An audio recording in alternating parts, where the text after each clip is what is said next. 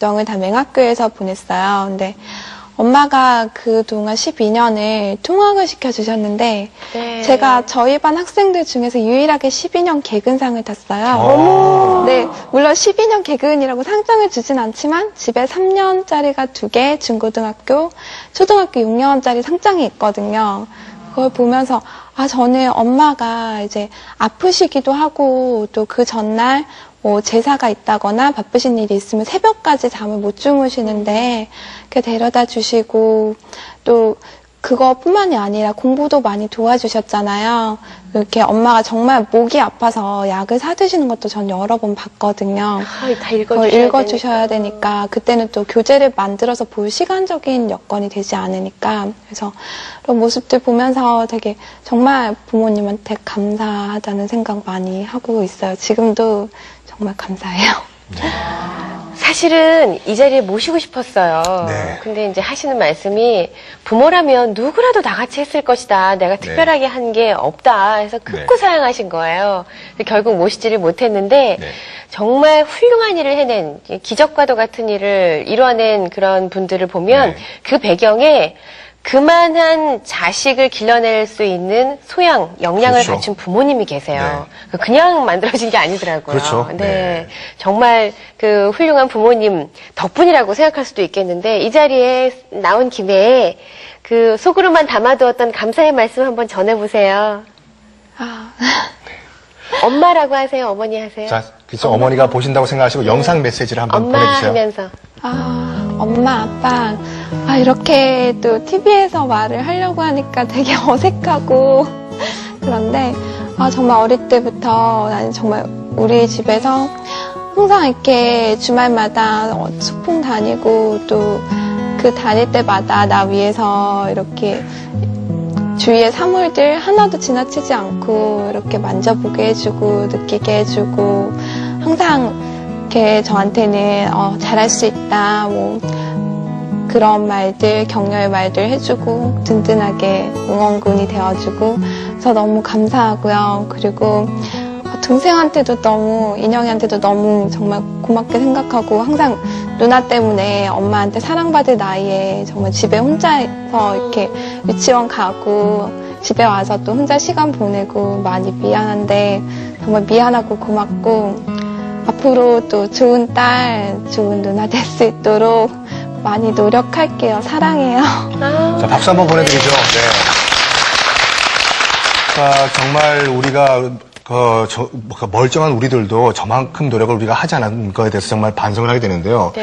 지금 옆에 앉아 계시는 우리 함 교수님도 지금 눈물을 흘리고 계시는데 정말 눈물 나와요, 그렇죠?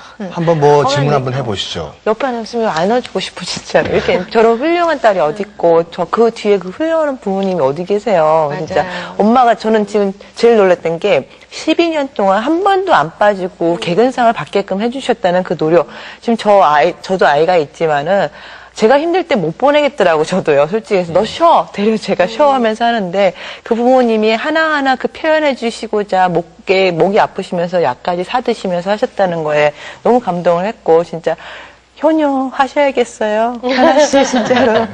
지금 이미 벌써 효녀 하나 발언하셨으니까. 합격으로 부모님께 보람도 드렸는데. 참, 그런 게 딴 사람보다 이렇게 어머니도 많이 도와주셔야 되고 남들보다 몇 배의 노력을 해야지 진짜 갈 수 있을 수밖에 없었을 텐데 어떻게 근데 한국도 아니라 미국이란 나라를 갖다가 선택하게 되었는지 그 계기가 전 좀 궁금해요. 왜냐면 솔직히 한국은 말이라도 통할 수가 있잖아요. 근데 정말 미국에 갔을 때 내가 정말 필요할 때 이렇게 말이 안 통하면 물론 지금 영어도 잘하시겠지만은 좀 많이 불편한 게 있을 텐데 어떻게 미국을 선택하게 됐어요?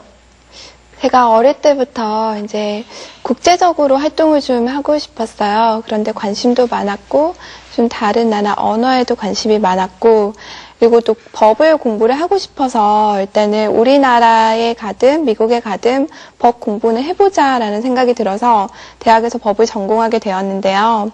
법을 이제 공부하다 보니까 제가 이제 관심이 많은 법은 국제법이라든지 인권법이나 공유법에 관심이 많은데 우리나라 수업의 포커스는 거기에 맞춰진다기보다 그냥 다른 우리나라 법들에 많이 치중을 하게 됐어요. 그래서 저는 그 부분을 좀 더 공부를 하고 싶었고, 그리고 그 무렵에 이제 2, 3학년 무렵에 제가 책들을 좀 많이 봤는데요. 미국 로스쿨에 대한 책들이 많았어요. 근데 거기에는 보니까 미국에서는 변호사나 법조인이 되기 위해서 법적인 사고라는 걸 공부를 하더라고요. 근데 그 법적인 사고라는 게 정말 법조인이 되기 위해서는 꼭 필요하다는 생각이 들었고, 또 저는 평소에 논리적인 사고에 대한 관심이 되게 많았거든요. 그래서 그걸 또 공부를 해보고 싶다는 생각이 많이 들었고요.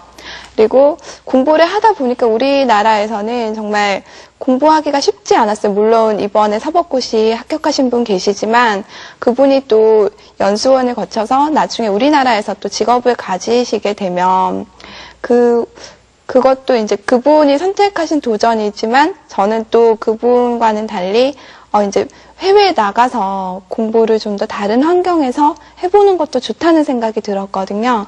그래서 여러 가지 이유에서 이제 한국에서 공부를 이때까지 해왔으니까 이제 미국에서도 공부를 한번 해보자.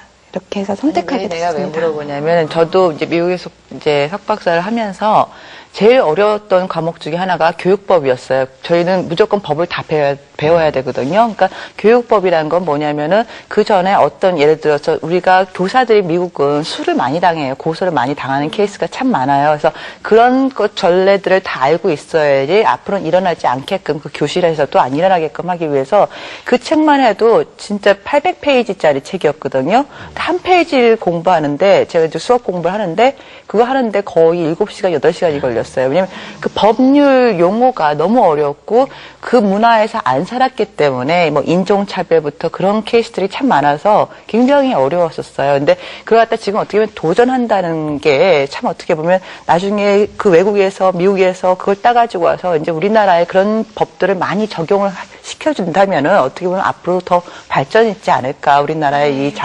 장애인법이나 그런 데 있어서도. 그래서 참 어떻게 보면 지금 앞으로 진짜 훌륭하게 해서 돌아와서 그걸 갖다 다시 한번 우리나라에다가 펼치는 것도 좋을 것 같아서요. 네. 네, 맞습니다. 그리고 한편으로는 이제 예를 들어서 지금 언급을 하셨지만 뭐 사법고시 패스해서 그 다음에 직업으로 가졌을 때 그때 환경 얘기를 하셨잖아요. 네. 그러니까 미국이라는 나라에 가서 공부를 하겠다고 결심한 배경에는 장애인에 대한 배려. 그러니까 전화 통화로 시험을 보기 위해서 뭐가 필요하니 그리고 요구 사항을 다 들어주잖아요. 그렇죠. 그런 문화가 우리는 아직 돼 있지 않단 말이죠. 네. 한국 대학하고 차이가 많이 있죠? 그런 부분에 있어서는.